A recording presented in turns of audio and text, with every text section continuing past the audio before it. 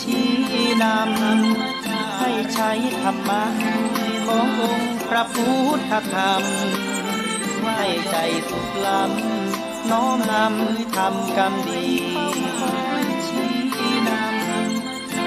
ธรรมจาริกธรรมจาริกธรรมจาริกทำกรรมดีเร่งพัฒนาการอยู่การกินให้มีชีวิตสุขสันต์เปรมปรีพบแสงสว่างส่องทางสร้างความดีให้มีความสุขความทุกข์หายไปธรรมจาริกธรรมจาริกธรรมจาริก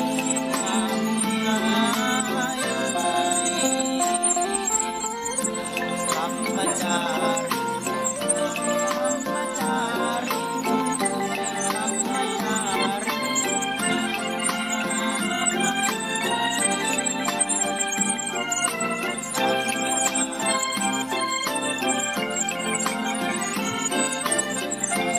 พัฒนาการอยู่การกิน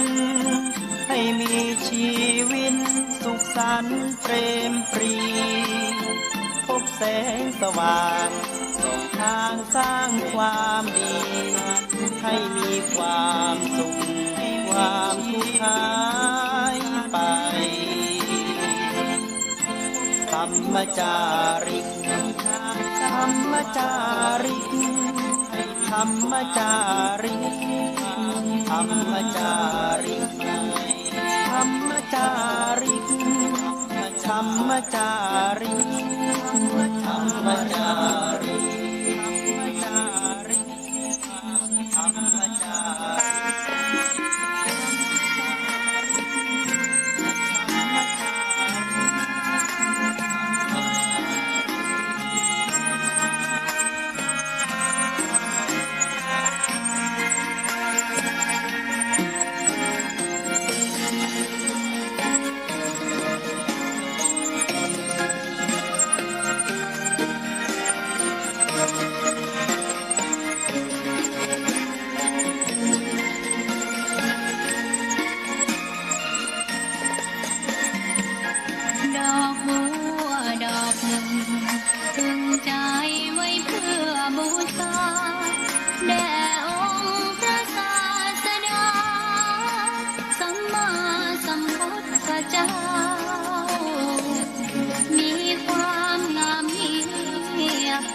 เปรียบเทียบเขาเทียบเราใครมองไม่งามช่างเขาแต่เจ้าก็คือดอกบัวด้วยความสัตย์ซื่อยึดถือความดีเป็นหลักใครรักไม่รักก็ไม่จมปลักมองเมื่อโผล่พ้นน้ำก็เห็นความงามในตัวไม่ยึดติดในตมชั่วขอเป็นดอกบัวดอกดีใครไม่มองว่าบัวงามเด่นแต่บัวก็เป็นดอกบัวทุกวันอย่างนี้ไม่อยากเด่นดังแต่มุ่งหวังในทางเด่นดีเกิดมาเพื่อสร้างบารมีถวายชีพนี้บูชา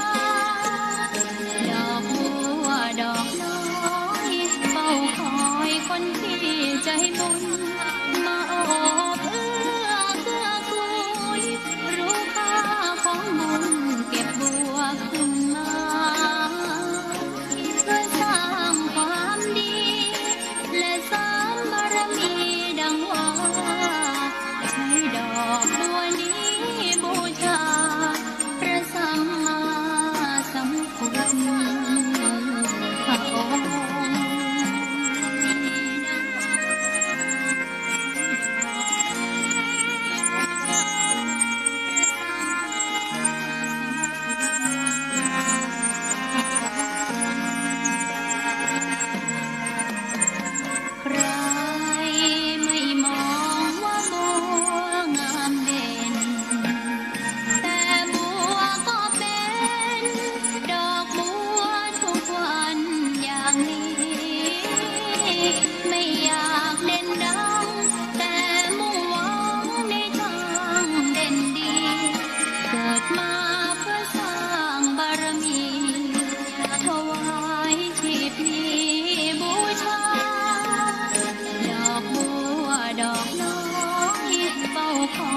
คนที่ใจบุญมาโอบเอื้อเกื้อกูลรู้ค่าของบุญเก็บบัวขึ้นมาเพื่อสร้างความดีและสร้างบารมีดังว่าใช้ดอกบัวนี้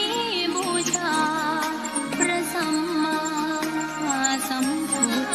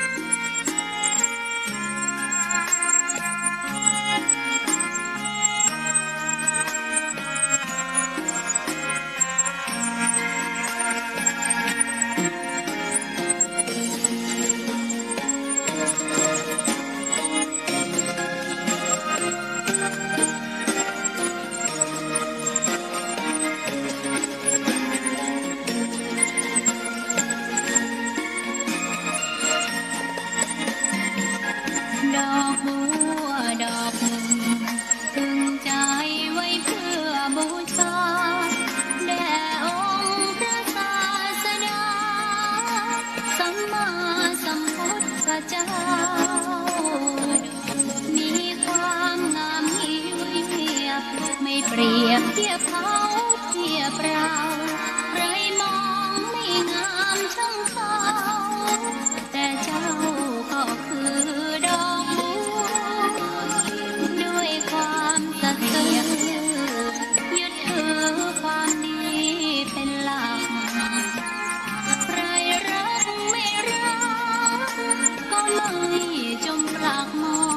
งมัวเมื่อโผล่พ้นน้ำก็เห็นความงามในตัวไม่ยึดติดในตมชั่วขอเป็นดอกบัวดอกเดียวใครไม่มองว่าบัวงามเด่นแต่บัวก็เป็นดอกบัวทุกวันอย่างนี้ไม่อยากเด่นดังแต่มุ่งหวังในทางเด่นดีเกิดมาเพื่อสร้างบารมี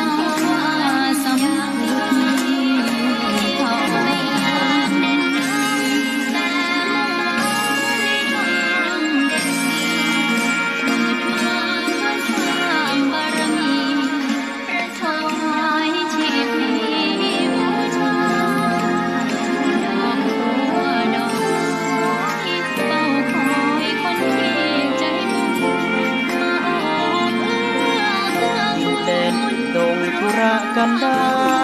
รมีนามเรียกขานของสิทธิพระตถาคตผู้ออกเผ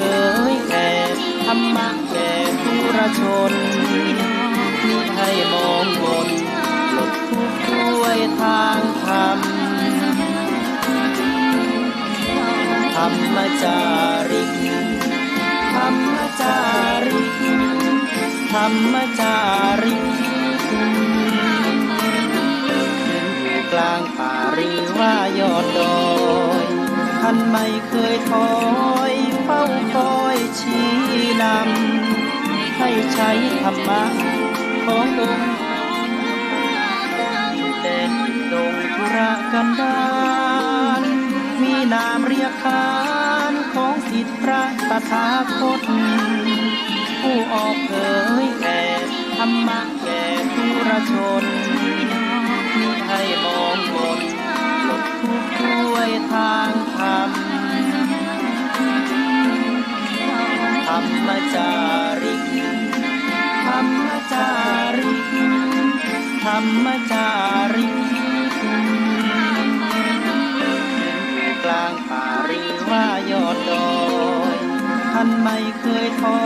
ยเฝ้าคอยชี้นำให้ใช้ธรรมะขององค์เด่นดงธุรกันดารมีนามเรียกขานของสิทธิพระตถาคตผู้ออกเผยแผ่ธรรมะแก่ผู้ราชนมิให้มองมนหลดทุกข์ด้วยทางธรรม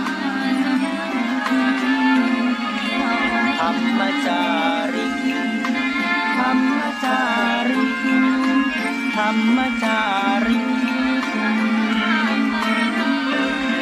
กลางป่าหรือว่ายอดดอยท่านไม่เคยถอยเฝ้าคอยชี้นำให้ใช้ธรรมะขององค์เด่นดงธุรกันดารมีนามเรียกขานของสิทธิพระตถาคตผู้ออกเผยแผ่ธรรมะแก่ผู้ราชนมิให้มองมนหลดทุกข์ด้วยทางธรรมธรรมจาริกธรรมจาริกธรรมจาริกกลางป่าหรือว่ายอดดอยท่านไม่เคยถอยเฝ้าคอยชี้นำให้ใช้ธรรมะขององค์เด่นดงธุรกันดา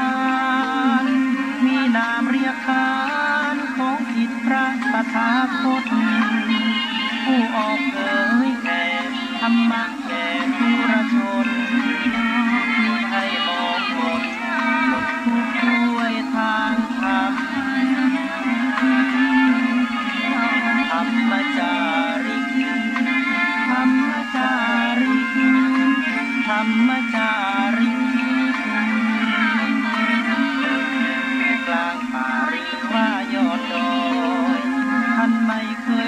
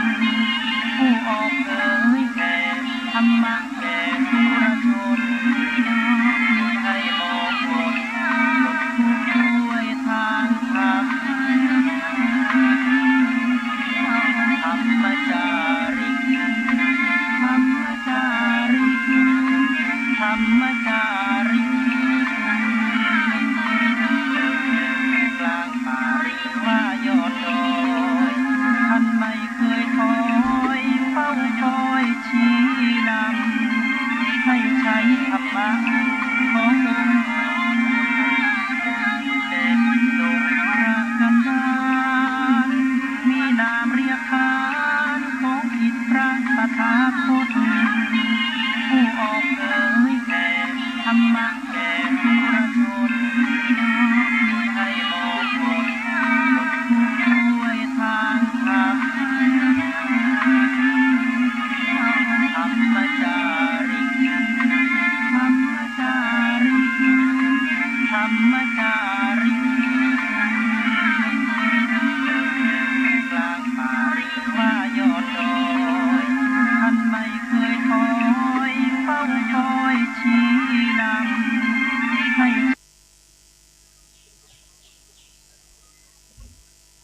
ธรรมมีนามเรียกขานของอิทธิพระตถาคตผู้ออกเผยแผ่ธรรมะแก่ทุรชนมีให้มองมน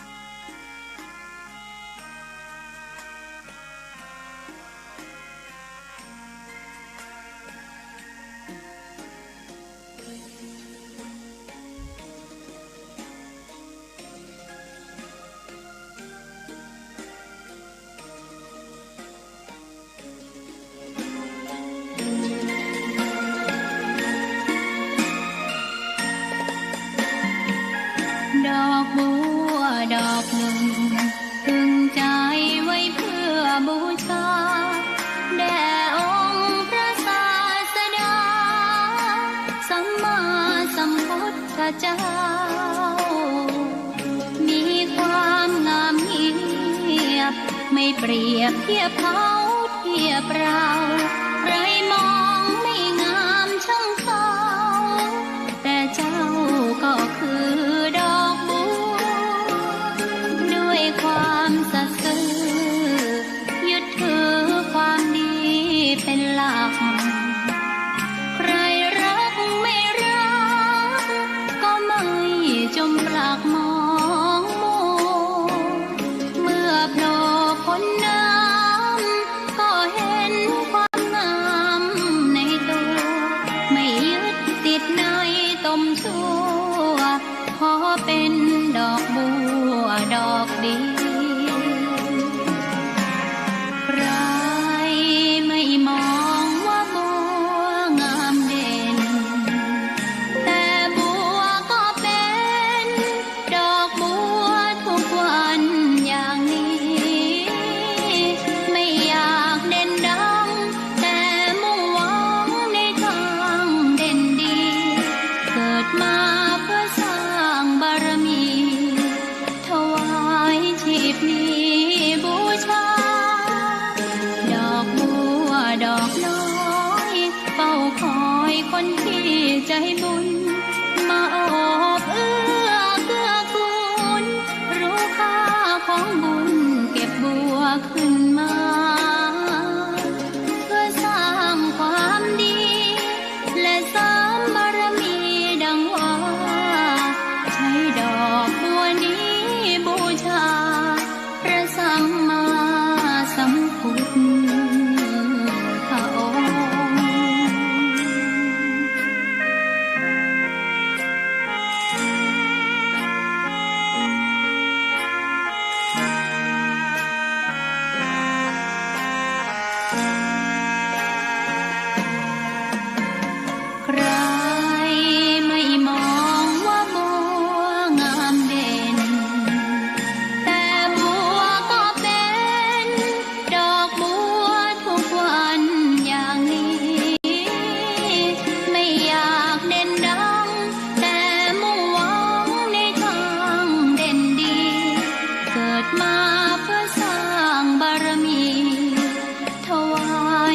บนี้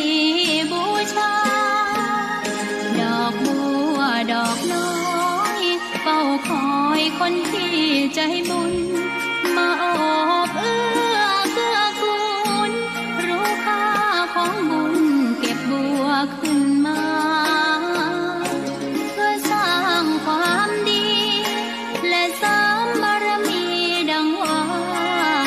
ใช้ดอกบัวนี้บูชาพระสัมมาสัมพุทธเจ้า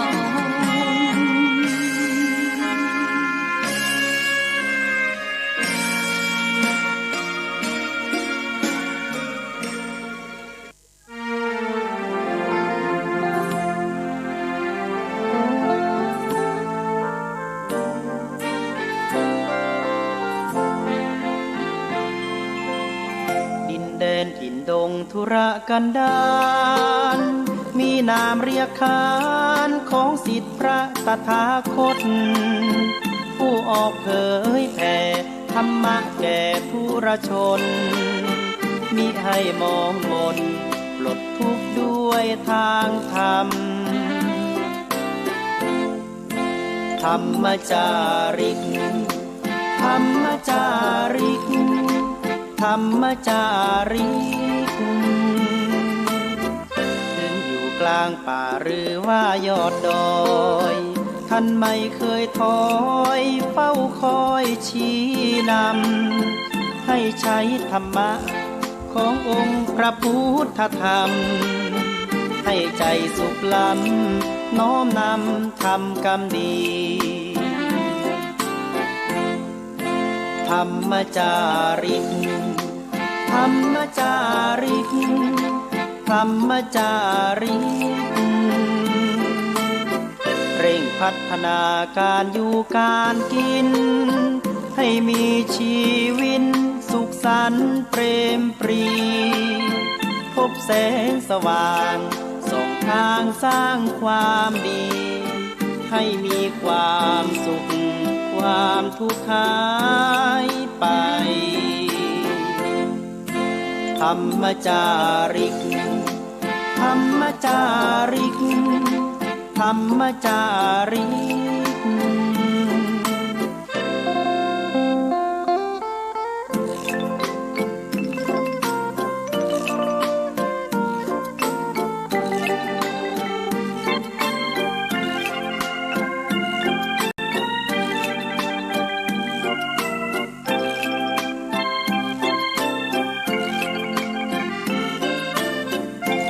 พัฒนาการอยู่การกินให้มีชีวิตสุขสันต์เปรมปรีพบแสงสว่างส่องทางสร้างความดีให้มีความสุขความทุกข์หายไปธรรมจาริกธรรมจาริกธรรมจาริกธรรมจาริกธรรมจาริกธรรมจาริกธรรมจาริกถวายความเคารพพระมหาเถรานุเถระครูบาอาจารย์เจ้าจุตนจุองค์เจริญสุขเจริญธรรมท่านสาธุชนพุทธบริษัททั้งหลายที่ได้สดับรับฟังเสียงธรรมจากสถานีวิทยุคลื่นพระพุทธศาสนาในระบบ FM 104.50 เมกะเฮิรตซ์วัดฝายหินตำบลสุเทพอำเภอเมืองจังหวัดเชียงใหม่วัดฝายหินมหาวิทยาลัยเชียงใหม่วันนี้อาตมาภาพได้มาดำเนินรายการต่อจากเวลา14 นาฬิกาเนื่องจากช่วงต้นรายการการดำเนินรายการตัวบัตตันก็ได้มีเวลาจากต่างสถานีท่านอาจารย์ผู้อำนวยการสถานีได้ ให้เวลาได้ปะได้พบกับพ่อแม่พี่น้องท่านสาธุชนในเสียงธรรมพระธรรมจาริกของวัดสลีโสดาพระอารามหลวงในช่วงบ่ายในวันนี้ช่วงนี้ก็เป็นฟ้าเป็นฝนศรัทธาญาติโยมฟ้าฝนตกมาโดยเฉพาะวัดสลีโสดาตีนดอยสุเทพประมาณ3 โมง 4 โมงไปฮอดค่ำฮอดตะวันแรงนี่ก็จะมีฝนตกลงมาอยู่ทุกวันแล้วก็เมื่อค่ำยามเย็นประมาณ2 ทุ่มก็ดีหรือว่าใกล้ๆเที่ยงคืนก็จะตกลงมาวันที่ผ่านมาแต่ว่ามันเสือนี่ก็เป็นหาใหญ่หาหลวงตกกันทั่วบ้านทั่วเมืองแล้วก็เกิดความจุ่มความเย็นขึ้นมาแต่ว่าก็เป็นที่อันตรายเหมือนกันตามข่าวสารบ้านเมืองเป็นพายุที่เป็นวาตภัยอย่างจะเกิดขึ้นโดยเฉพาะหลายๆจังหวัดทางภาคอีสานจังหวัดสุรินทร์ที่มีพายุพัดวัดวาอารามบ้านจ่องห้องหอพระพุทธรูปตกระเนระนาดกระจัดกระจายแตกหักกันไปนี่ก็เป็นภัยธรรมชาติอย่างหนึ่งที่ควรระมัดระวังสำหรับช่วงฤดูร้อนเข้าสู่ฤดูฝนนี้อาจจะมีพายุอากาศแปรปรวนเกิดเป็นวาตภัยขึ้นมานอกจากจะทำให้เราได้เสียหายก็จะมีการบาดเจ็บอย่างขึ้นมาโดยที่บ่ฮู้ตัวเพราะฉะนั้นก็ควรระมัดระวังกันเรื่องภัยธรรมชาติน้ำฟ้าน้ำฝนอาจจะเกิดขึ้นได้ทุกเวลาแต่ว่าวันศืนที่ผ่านมาวัดสลีโสดาพระอารามหลวงก็มีพิธีประเพณีประจำวัดสลีโสดาพระอารามหลวงก็คือประเพณีสลงน้ำองค์อนุสาวรีย์ท่านครูบาเจ้าศรีวิจัยได้กำหนดกันทุกวันที่17 เมษายนทุกปีเป็นวันประเพณีที่เชิญชวนสาธุชนพุทธบริษัททั้งหลายได้รักษาประเพณีปีใหม่เมืองเหนือได้สลงน้ำองค์อนุสาวรีย์ท่านครูบาเจ้าศรีวิจัยเขาก็ได้ประพฤติปฏิบัติกันมาหลาย10 ปีตั้งแต่องค์อนุสาวรีย์ท่านครูบาเจ้าศรีวิจัยได้มาตั้งมาปฏิสถานขึ้นมา2508ต่อมาก็ได้มีประเพณีสละสลงองค์อนุสาวรีย์ท่านครูบาเจ้าในประเพณีปีใหม่มีน้ำอบน้ำหอมน้ำขมิ้นส้มปล่อย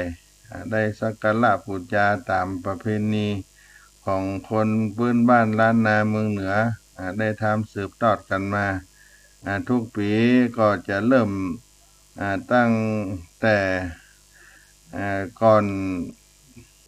ต้นเดือนเมษายนเพื่อให้โอกาสศรัทธาที่มาจากต่างบ้านต่างแดนเปิดได้เดินทางมาถึงขวงอนุสาวรีย์ท่านครูบาเจ้าศรีวิจัยได้มาถึงวัดสลีโสดาก็จะได้มีโอกาสได้อนุรักษ์รักษาประเพณีการสะเก้าดำหัวสลงน้ำดำหัวตามประเพณีของคนเมืองเหนือเฮาก็มีดอกไม้ธูปเทียนทองคำปิ๋วน้ำอบน้ำหอมเอาเตรียมเอาไว้ที่ขวงอนุสาวรีย์ท่านครูบาเจ้าก็เปิดโอกาสให้ศรัทธาญาติโยม ได้ไปสละสลงองค์อนุสาวรีย์ท่านครูบาเจ้าศรีวิจัยเพื่อเป็นการขอพรในช่วงในเทศกาลมหาสงกรานต์ปีใหม่มาหลอดมาถึงทุกๆปีได้ทำสืบทอดกันมาตลอดและก็เมื่อปี2559-60ผ่านมานี้ก็ได้มีการได้ขอน้ำสงฆ์พระราชทานจากองค์พระบาทสมเด็จพระเจ้าอยู่หัวในรัชกาลที่9สืบต่อมาถึงรัชกาลที่10ก็เป็นประเพณีที่เป็นทางการขึ้นมาได้รับน้ำสงฆ์พระราชทานได้รับผ้าไตรพระราชทานก็เป็นพิธีทางราชการขึ้นมาแล้วก็ได้มีขบวนการอัญเชิญน้ำสงฆ์ผ้าไตรพระราชทานมาประมาณ 2-3 ปีที่ผ่านมาแต่ก็มาจบกับการเกิดโรคระบาดที่เฮาได้ทราบได้รู้กันในทุกวันนี้โรคระบาดโควิดโคโรนา19ก็ทำให้ประชาชนคนทั้งหลายได้ห่างหายกันไปว่าได้เข้ามาประชุมจุ่มนุมกันในจังหวัดเชียงใหม่โดยเฉพาะทุกปีประเพณีการส่งน้ำดำหัวครูบาเจ้าศรีวิจัยก่อนจะขึ้นไปวัดพระบรมธาตุเจ้าดอยสุเทพนั้นก็เป็นที่คุ้นที่หนัวกันหลายบ้านหลายเมืองว่าคนไทยคนต่างประเทศได้เข้ามาในขวางอนุสาวรีย์ครูบาเจ้าศรีวิจัยก่อนจะขึ้นไปวัดพระบรมธาตุเจ้าดอยสุเทพรถยานพาหนะก็จะติดกันตั้งแต่อนุสาวรีย์ครูบาเจ้าขึ้นไปแต่ว่า 2-3 ปีเข้ามานี่บ่มีรถยานพาหนะสัญจรเหมือนแต่ก่อนแต่หลังคนก็บ่มีมาแสวงบุญในช่วงประเพณีปีใหม่ก็ได้จางจืดไปแต่ว่าทางวัดสลีโสดาพระอารามหลวงนั่นก็บ่ได้ละเสือยังหีดหอยประเพณีก็ได้ทำกันเพื่อรักษาประเพณีของครูบาเจ้าศรีวิจัยเอาไว้เพราะได้ทำได้สืบได้ตอดกันมาแต่โบราณหลาย10 ปีขึ้นมาแล้วก็ในปีนี้ได้มี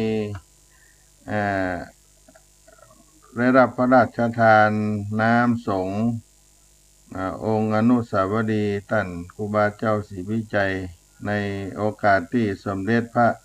กนิษฐาธิราชเจ้า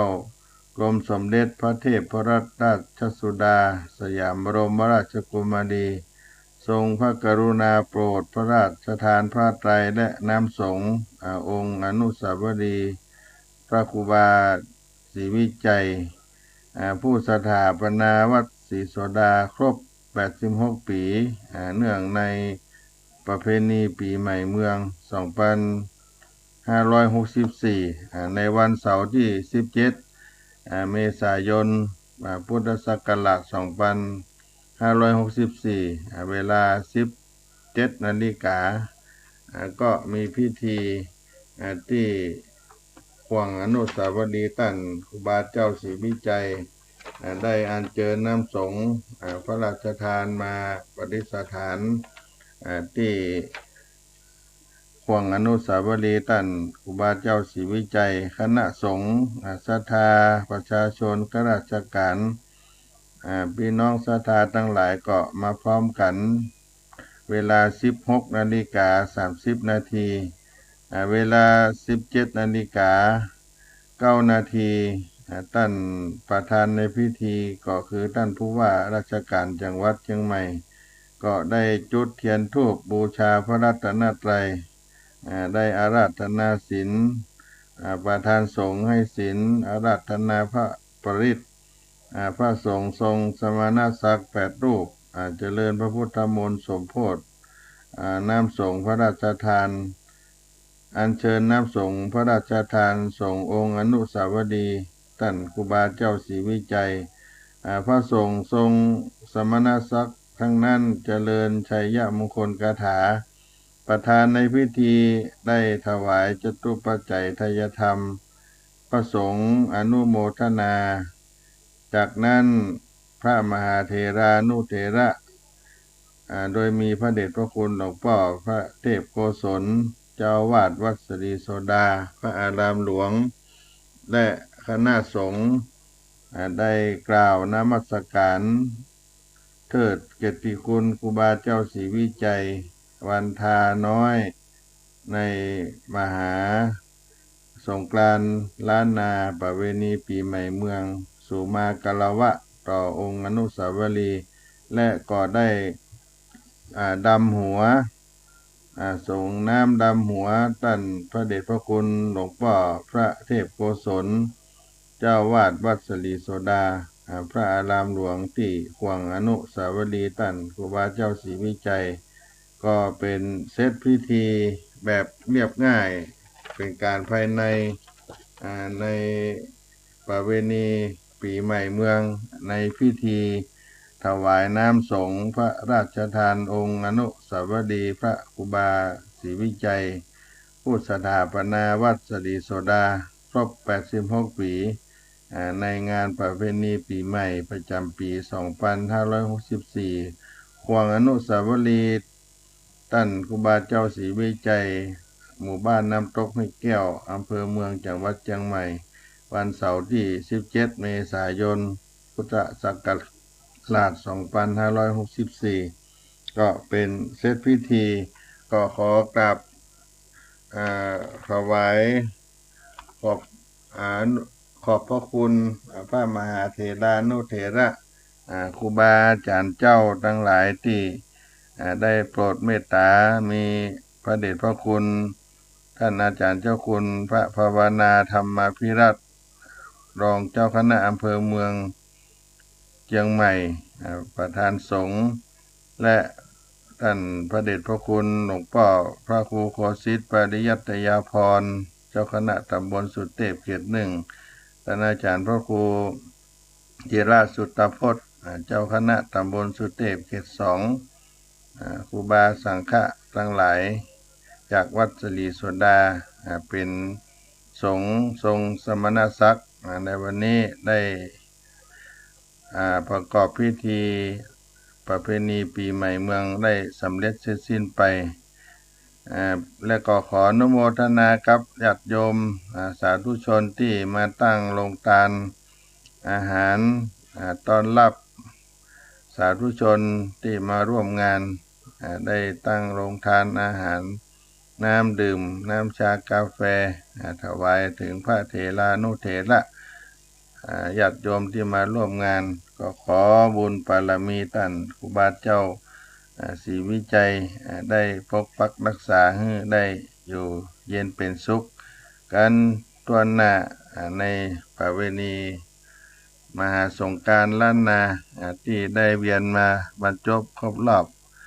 กับพ่อแม่ศรัทธาทั้งหลายที่ได้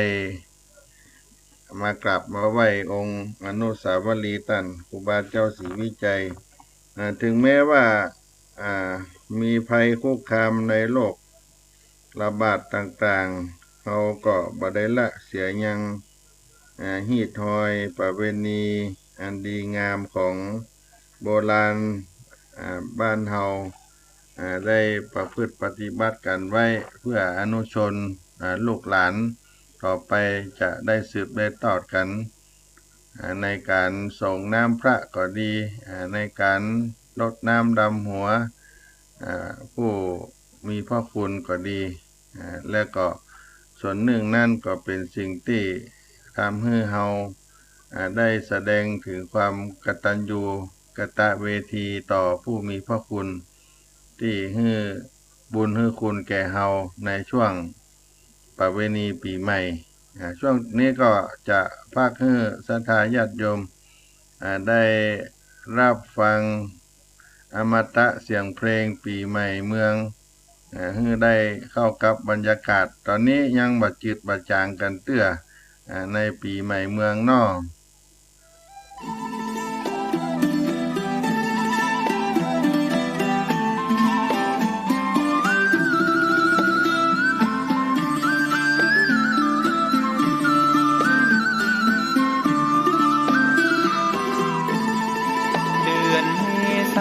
ตะวันส่องแสงจ้าหมู่เฮามาเล่นน้ำสงกรานต์ป่าเวณีเอานี้มีมาเนิ่นนานร่วมสนุกสุขสรานเอวสงกรานต์เมืองเหนือลานน้ำเจิญเนื้อเจิญมาหมดงานเฮฮาป่าเวณีปีใหม่เมื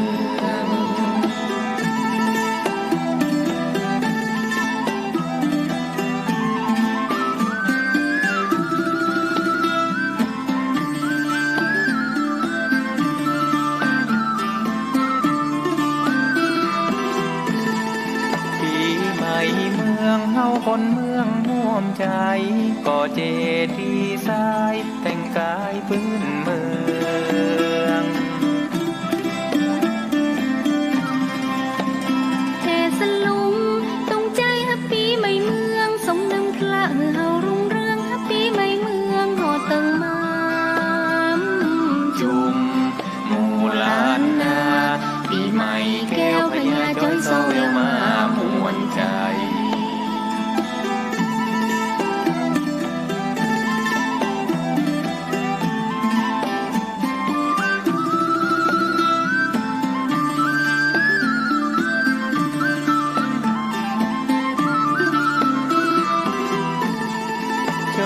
ตุงใจปิ้วสวัยบอกมา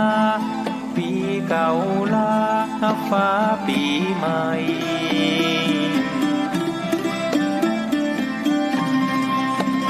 รวมทำบุญคืนนุนมือโจกหัวใจดำหัวพ่อแม่สุขใจฮับปอนปีใหม่ปันมาปอนเปเปวาเปิ้นปันปอนมาปกปักรักษาหมู่เฮา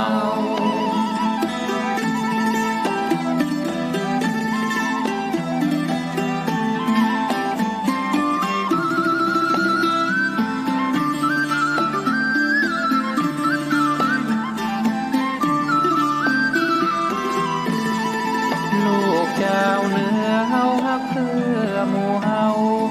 ฮีดบ่เข้าหมู่เฮาเฝ้าก่อ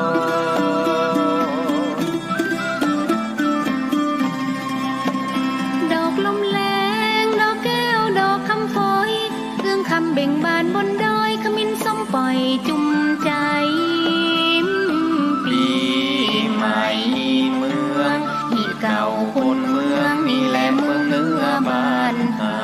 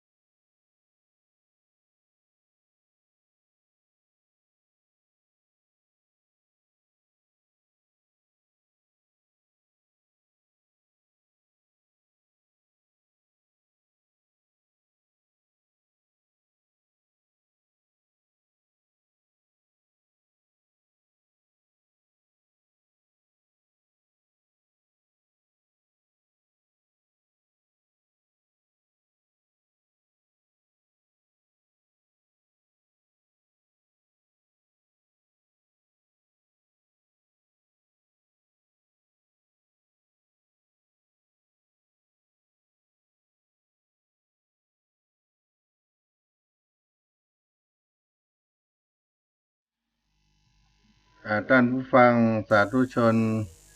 ทุกท่านได้รับฟังกีตาร์ธรรมเสียงเพลงปีใหม่เมืองซึ่งก็เป็นบรรยากาศ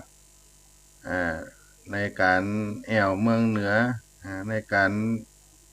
เข้าสู่ปีใหม่เมืองของคนล้านนาของเฮาได้จบลงไปเรื่องของมหาสงกรานต์ล้านนาหรือว่าเทศกาลปีใหม่เมืองนี่ก็จะอยู่ในช่วงระหว่างวันที่13ถึง17เมษายนของทุกปีที่เฮาได้ถือปฏิบัติกันมาในความสำคัญของปีใหม่เมืองนั้นหรือว่าปีใหม่ของล้านนาไทยก็สืบสายกันมาหลายชั่วอายุคนจนได้ยอมรับกันว่าเป็นประเพณีที่สำคัญของคนล้านนาไทยคนเมืองเหนือของเฮาและก็มีความสำคัญที่จะปอแยกได้ให้กับท่านผู้ฟังได้รับทราบไว้ดังนี้ก็คือ1เป็นการเปลี่ยนปีเปลี่ยนศักราชใหม่จากปีเก่าก็เข้าสู่ปีใหม่คนเมืองเหนือจะนับปีตามปีใหม่เมืองพอที่ถึงปีใหม่ก็จะกลายเป็นแถมปีหนึ่งที่เขาจะเข้าสู่ในปีใหม่เดือนใหม่วันใหม่แล้วก็อายุของเฮานั่นก็จะเพิ่มมากขึ้นจากปีศักราช2564 63จะเข้าสู่64ก็มาเปลี่ยนปีซึ่งจะเปลี่ยนในช่วงเดือนเมษายนในวันเถลิงศกวันพญาวันที่จะเข้าสู่ปีใหม่จะนับเดือน7เป็นการเริ่มต้นปีใหม่ของคนเมืองเหนือล้านนาและอันที่สองนั่นก็เป็นการที่เตือนตนที่เฮา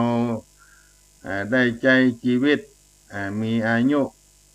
ได้มากขึ้นเพิ่มขึ้นเป็นการย้ำเตือนให้เฮาได้รู้ถึงการเปลี่ยนแปลงของวัยของสังขารของคนเฮาที่มีการผ่านการพ้นความชราความแก่ก็เกิดขึ้นสังขารก็ล่วงโรยไปตามกาลเวลาเป็นการเตือนตนในวัยในสังขารของตัวเฮาอันที่สองและอันที่สามนั่นเป็นการชำระสะสางในสิ่งที่บดีที่ล่วงแล้วผ่านมาบอกว่าจะเป็นการกระทำความประพฤติข้อปฏิบัติต่างๆเมื่อพบในความบกพร่องก็จะตั้งคิดตั้งใจชำระสะสางสิ่งที่บดีบางามให้ออกไปอันที่สี่นั่นก็เป็นการเริ่มต้นชีวิตใหม่แห่งครั้งปีใหม่มีสิ่งใหม่ๆเกิดขึ้นมากมายหลายประการทั้งเป็นวัตถุความเคลื่อนไหวในการต้อนรับปีใหม่สิ่งใหม่ๆเหล่านี้ก็จะกระตุ้นจิตใจให้เฮานั้นได้มีพลังในการเข้าสู่ปีใหม่เดือนใหม่ได้ตั้งความหวังในการเริ่มต้นชีวิตของเฮาให้ใหม่ขึ้นบ่ได้ท้อได้ถอยมีพละกำลังที่จะเข้าสู่สิ่งที่ใหม่ๆในการต้อนรับปีใหม่เดือนใหม่วันใหม่สืบไปอันนี้ก็เป็นสาระที่สำคัญของสงกรานต์ล้านนาหรือว่าประเพณีปีใหม่ที่สำคัญในชีวิตของคนเฮาเขาก็จะมีช่วงระยะเวลาในวันที่13ถึง17เมษายนทุกปีที่เปิ้นได้มีการจัดเทศกาลปีใหม่มีกิจกรรมมีการเล่นอย่างต่างๆในทางพระพุทธศาสนาต่างบ้านต่างเมืองก็จะได้มีกิจกรรมกันขึ้นอย่างเช่นที่วันที่13เมษายนก็เป็นวันสังขารล่องเป็นวันที่สิ้นสุดปีวัน ที่14ก็เป็นวันพักวันผ่อนอยู่ระหว่างปีเก่าปีใหม่วันที่15ก็เป็นวันเริ่มต้นปีใหม่วันที่16ก็เป็นวันปากปีวันที่17ก็เป็นวันปากเดือนก็จะมีกิจกรรมที่ได้ทำสืบกันไปได้แต่งก้อนไก่เป็นข้าวมาเมินละก็จะได้มาเล่าให้กับพี่น้องศรัทธาท่านผู้ฟังได้รับฟังถึงเหตุการณ์ที่เฮาทำในกิจกรรมในเทศกาลปีใหม่เมืองได้รับฟังไว้เป็นความรู้ได้รับฟังไว้ย้อนในอดีตที่ได้สืบทอดกันมามีเนื้อหาสาระดังนี้เนาะแสงสุริยาเปล่งแจ้งส่องฟ้าตัวปืนโลกล่าบ่มืดมัวหมองสาดแสงสีทองเรืองงามตัวหน้าถือเลิกเอาใจวันใหม่เนื้อล่า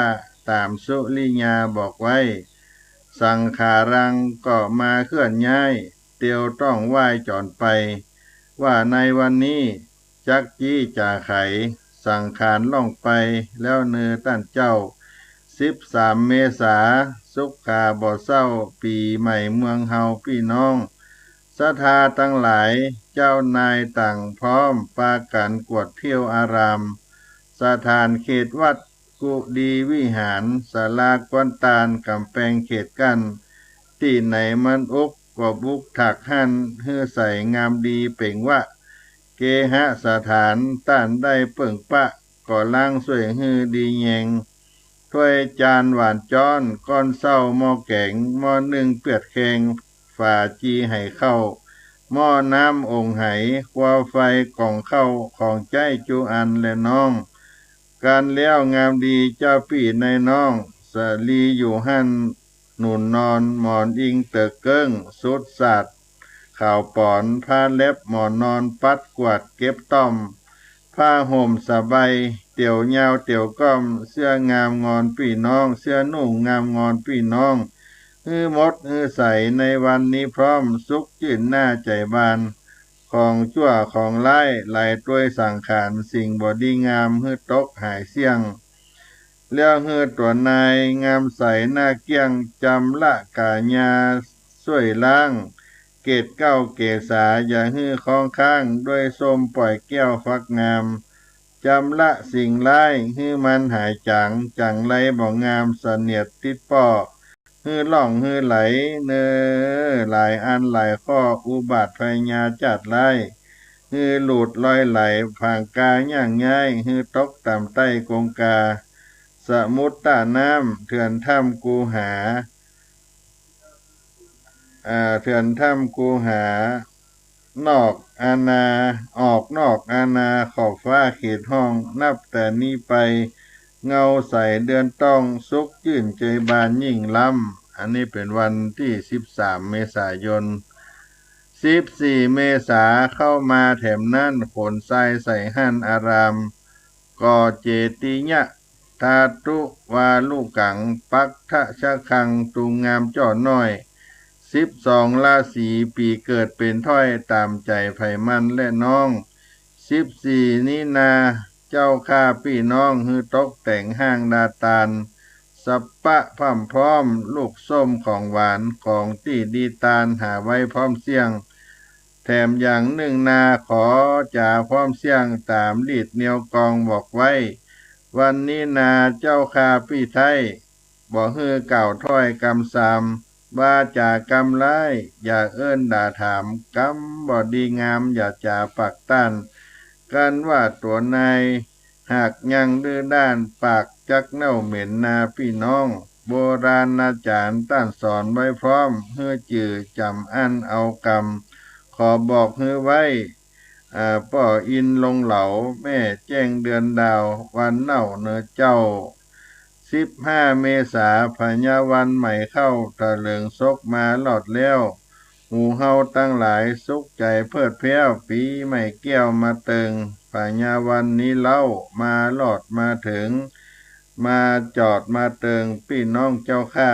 เข้าวัดไปว่าคำปันคำล่าใส่บาทนานตานานบน้อม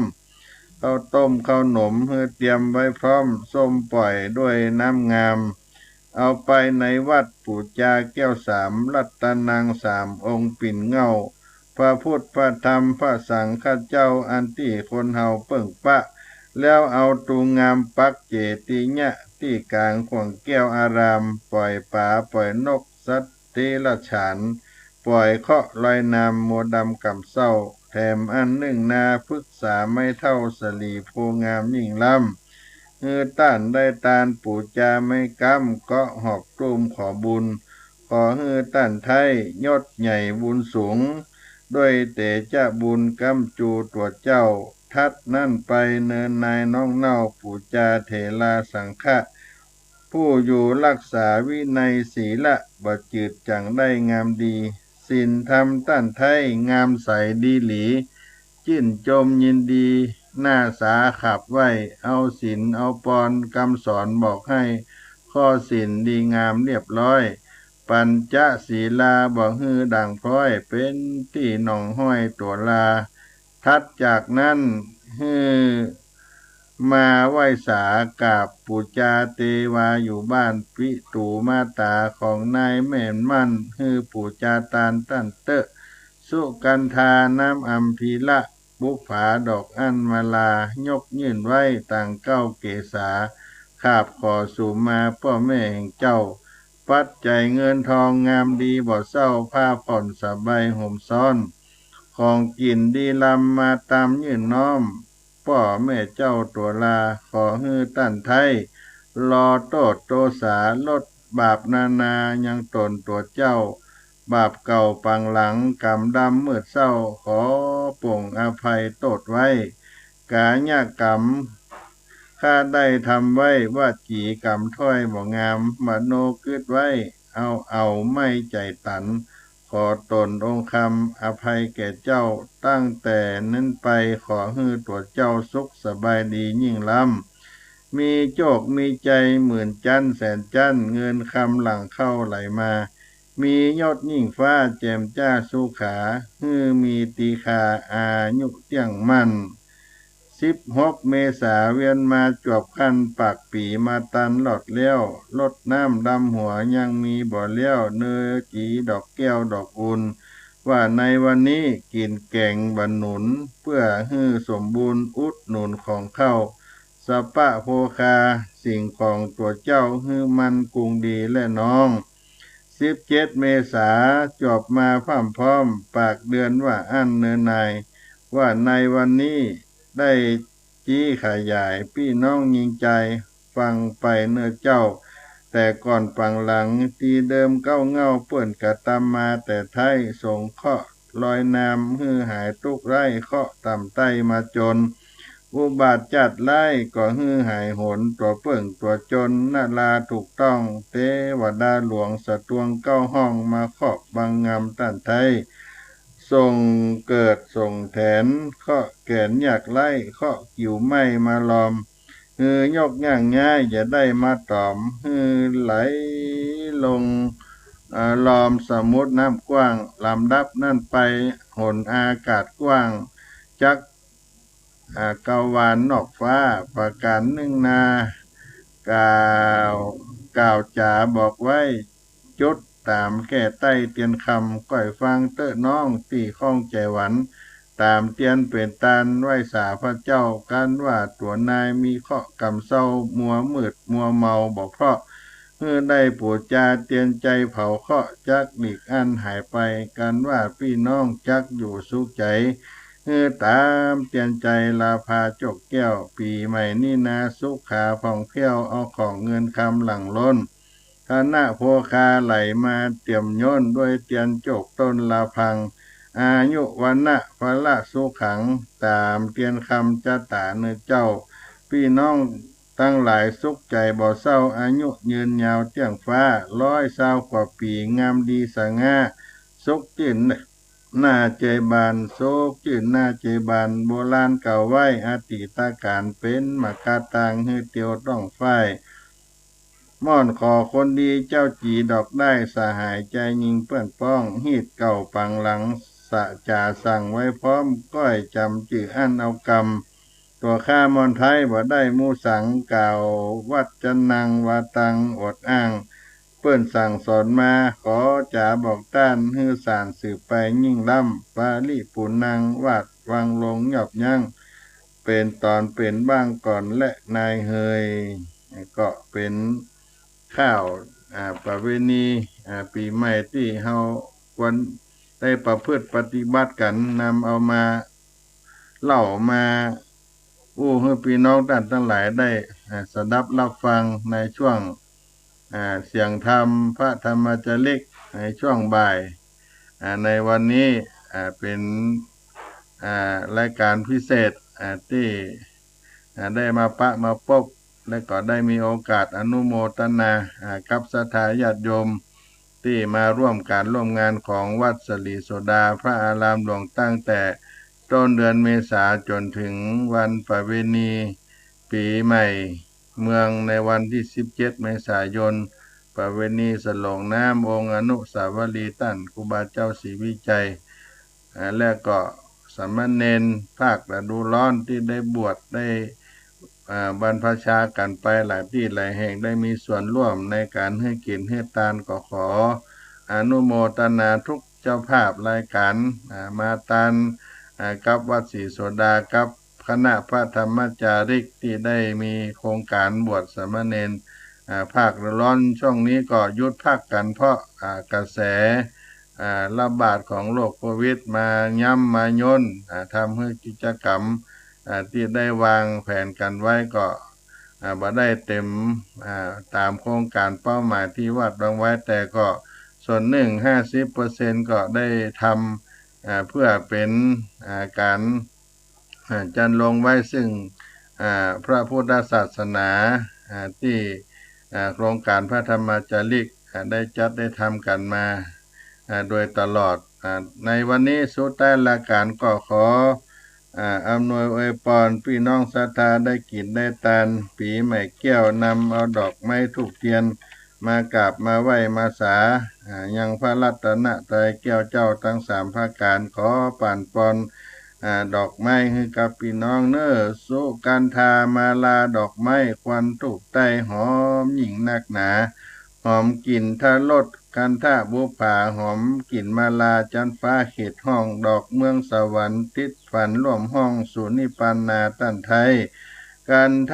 ทามาลาดอกไม้ก็กอดเกี่ยวใจนายบุญตานตั้นไทยบ่ได้สูญหายฮือสมมโนนายจุอันจุห้องขอบุญกุศลมงคลตอบต้องพี่น้องเอาหมู่มิตรภาละปุญญาศรัทธามีฤทธิ์จิตใจสู่ห้องนิพพานขอฮือตั้นไทยสุข3ประการอยู่สุขสำราญเหมือนกันตัวหน้าเหมือนกันจุผู้ในคนเนอเสียงธรรมพระธรรมจาริก